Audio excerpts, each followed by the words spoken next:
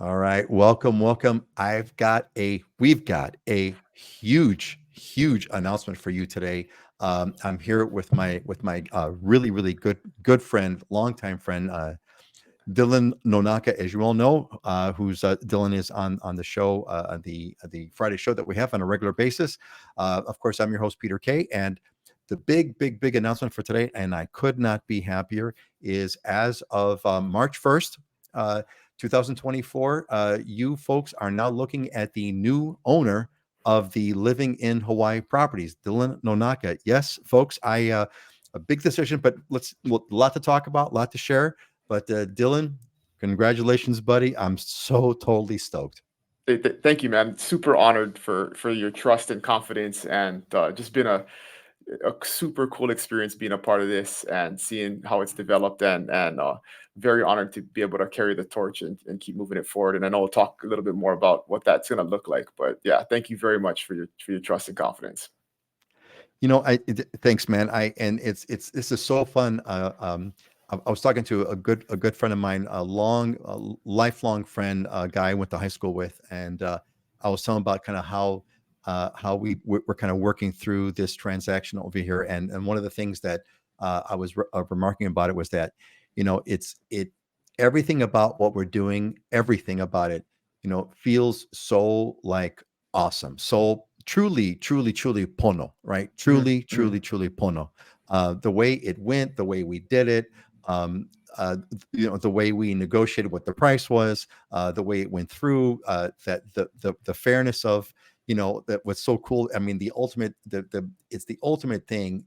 Just speaking strictly on a business transaction basis, the ultimate thing is when you, and you know this from real estate, is when you reach a price that the seller totally feels is fair, that like a dollar more would be too much, and the buyer feels is a deal, right? That is like that's like the best world, so anyway, so I wrote down a few bullet points, and I think I want to cover uh the what, the whys, the hows, etc. of this deal. Um so the why, Peter, why are you doing this? I wanted to focus, to tell people why I'm doing it. Well, okay, so here's the why, gang.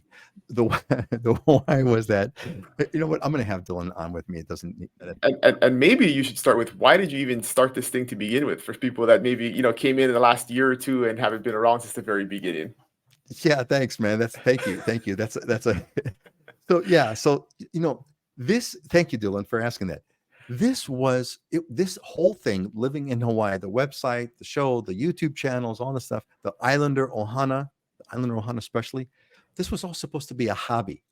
I wanted to be, I'm a serial entrepreneur. I'm a serial tech entrepreneur. I've been doing this stuff forever. This was supposed to be a hobby, and a hobby that, my goal was, you know, yeah, I'm an entrepreneur, so it's got to be a business. And so, look, man, if I could pay for my Costco grocery bill, that would be like a huge victory. That's all I care about. If I could pay for the Costco, that would be enough. I really don't want this thing to, and then it turns out that this thing is actually a huge business. It's actually, ultimate value. The ultimate value is like in the millions, because I didn't realize that, and I didn't track it back then, so I don't know if I was ahead of my time. And maybe you folks would know. You guys can tell me. But there's all these living in state. Now, there's living in Nevada, there's living in Florida, and there's living in Wisconsin. There's all the and these channels are coming up, and they're focusing on content about living in a given state. I don't know if this was around 5 years ago, and I didn't go around to check, but it doesn't matter, because living in Hawaii was like way ahead of its time, and then here it is.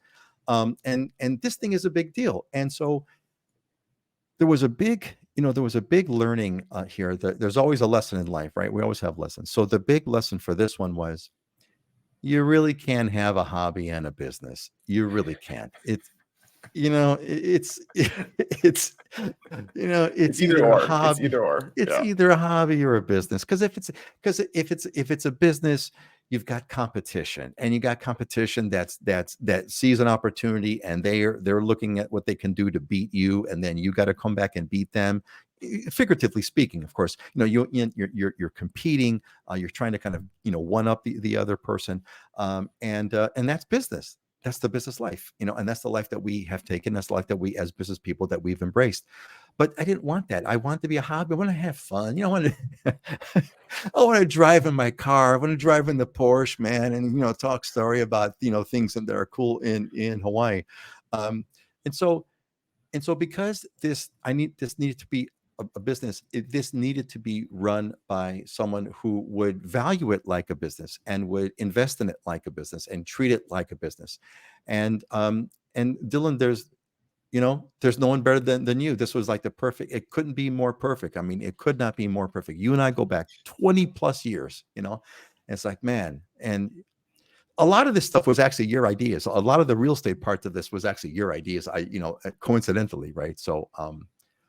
Well, So yeah, it wasn't that bright of an idea. I look back. I remember during when COVID started, we would get on a Zoom and we just talk because we were like bored in our offices with nothing to do. And the idea came up one day, like, hey, we should just record this and put this online. And I bet people would watch it because we had these great conversations. And that's really the brainchild that started the show anyway, the Living in Hawaii show. So it totally was. I mean, but I was a lot of credit to you for taking it to the next level, because it wasn't just recording a Zoom session like you do see people do, and people watch, consume that, but you really took it to the next level and had some production quality to it and some audio, some visual to it, and some structure. So it wasn't just us babbling on for an hour. And so yeah, it was a cool synergy that just all came together and really has turned into something it's been really special for a lot of people's lives. And that's the coolest part about being a part of it, right? Is the impact you have on people's lives.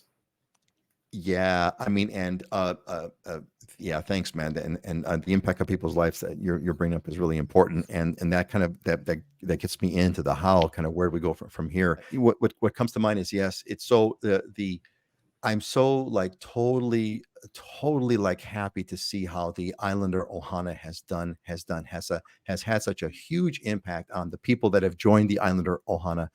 It's a big group now, relatively speaking, and there's a lot of people, and the stories are fantastic. And that brings me, I can't tell you the kind of satisfaction that I get. Like Judy, who comes on the show, and she's always there to always say, "Hey, this has been amazing." And I got there's so many stories, and I can name so many names. And so I'm not going to, because there's a certain degree of privacy with the Islander Ohana. But the people that have told me the experiences and how it's helped them have a sense of a true sense of Ohana here in Hawaii, how it's helped them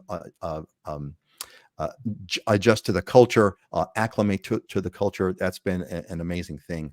And so I did want to tell everybody on the how, the most important thing that everyone needs to know is, we don't have all the details here right now, but I definitely plan on staying involved to some degree with the company. What the degree is, me and Dylan haven't even talked about that yet in details, right? But I think the short story is in the near term, everything's gonna feel and look the same. I mean, there's not gonna be any dramatic changes, nothing really big. It's just we're gonna put a renewed effort into increasing the impact and becoming more valuable, delivering more value to the folks that consume the content. But yeah, in the near term, everybody, don't worry, nothing big's gonna change. Peter's not being fired or anything like that. So it's not a hostile takeover or anything. So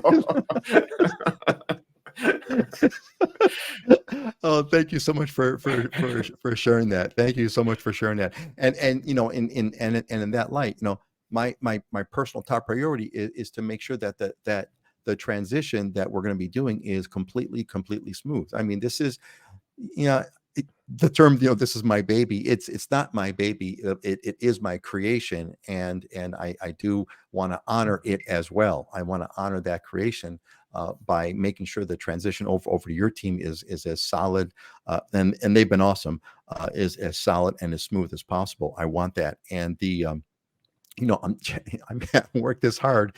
I'm not just going to walk away and like walk away from it. And so that, and I think that's, maybe it's inside baseball. It's important. It's an important point to comment on is, the what people see online and all the resources that you've built. I mean, there's so much love and detail that has gone into that. And I think that's why it's successful, is because people can feel that it's not just the technical aspects, but what you don't see is there's a ton of technical aspects behind the scenes that help create the content, automate the content, deliver the content. There's a lot of things that I think a lot of times we take for granted when we even myself looking in from the outside before we've kind of dug into this thing. And I really want to acknowledge, how much expertise goes into that, how much skill goes into that, but then also how smooth it has been in terms of the organization. I mean, my crew is in awe at how everything is step by step, and there's videos, and there's documentation, and it really speaks to the quality of the product that you've built. But then, it's everything you do really, the quality and the detail and the care shines through. And even in this process, I mean, I've very much appreciated that, because it's making it a lot easier. There's a lot to learn. It's a huge learning curve, you guys. I mean, Peter's a tech guy, and he has tons and tons of years, decades of expertise in that. And to just kind of, if you were just to dump this onto somebody, it would be a mess. And so it's not that. And I'm very much appreciative of that. So thank you, Peter. Hey, I really appreciate you saying that. And now that you did, I have to say one of the things that I did enjoy in building this, because it was a hobby in my view, as I was building it. I was not building a business. It was a hobby that I was exploring. What I did allow myself to do, because I am a tech guy, I have a deep tech background. I've started up nothing but technology companies over my 40-year history. I did actually allow myself a luxury that you don't normally allow yourself when you're operating in business. And the luxury I allowed myself was I allowed myself to go deep into the rabbit hole, deep into the rabbit hole of an operation. So I sat there with a given operation, and I would spend hours, days upon days, to refine this one thing, just to get this one thing exactly, precisely the way I wanted it. And I I would have never done that if I was operating a business, because it would have been way too expensive, way too much investment, cost benefit analysis, this, or the client would have never paid that much, etc. But for me, I was like, you know what I mean? The client would have never paid that. Man, no one would have ever paid this much to get this stuff done. But for me, I didn't care, because I was like really loving the moment of exploring. Hey, there's this new technique. What can I do to make this work?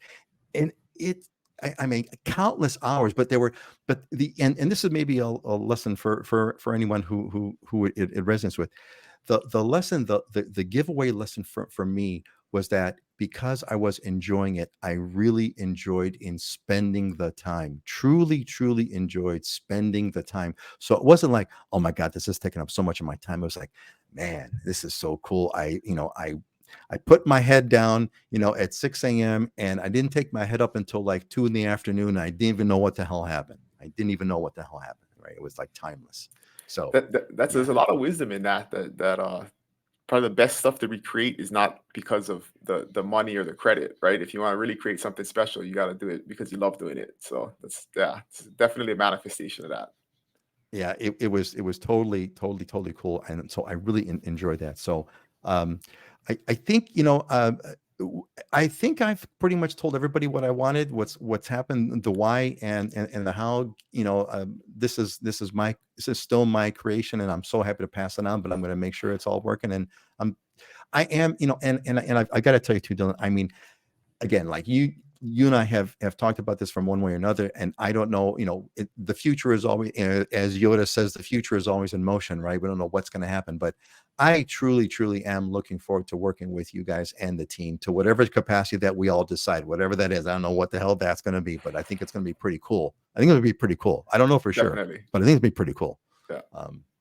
Yeah. And I would Cool. close with, I think it's important for everybody to know, and I know I've expressed this to you personally, from the very beginning of this, it was always very, very important, highest priority for me to honor the vision of what you started. And I think that's, and the team that's now taking this over understands that we've talked about that deeply with them, that at the end of the day, that the mission is always the guiding light, right? The vision is always the guiding light. And if you change that and you try and adjust it, you don't get the same type of results. So just know that's always Peter's vision from the beginning is the highest priority for us to honor and continue. And that's something that we'll continue to need feedback from the audience and the folks that participate in this.